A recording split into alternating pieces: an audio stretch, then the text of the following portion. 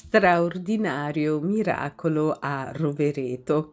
Salve a tutti carissimi. Oggi voglio parlarvi di un fenomeno straordinario che è accaduto in Italia, precisamente in una chiesa di Rovereto. È accaduto che, il 7 aprile del 2024, quindi, quasi una settimana fa, in occasione della festa della, Divina Misericordia che cade, lo ricordiamo, la prima domenica dopo Pasqua, nella chiesa di Santa Maria di Rovereto si è verificato un fenomeno veramente straordinario.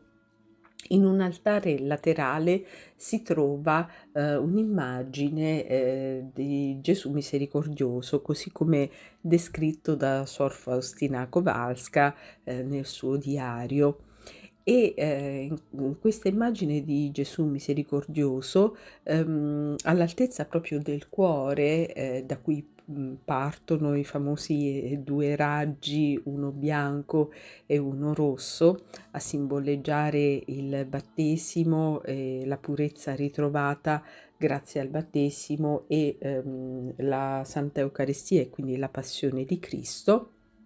Ecco che proprio all'altezza del cuore di Cristo, che, si intravede nel momento in cui il Cristo, in qualche modo scosta, i lembi del suo vestito, insomma della sua tunica per far uscire dal suo Sacro Cuore, questi 2 raggi miracolosi, il sangue e l'acqua, della passione e del battesimo. Ebbene, proprio lì a un certo punto, domenica 7 aprile 2024, il giorno della festa della Divina Misericordia, si è sprigionato un alone luminosissimo, intensissimo.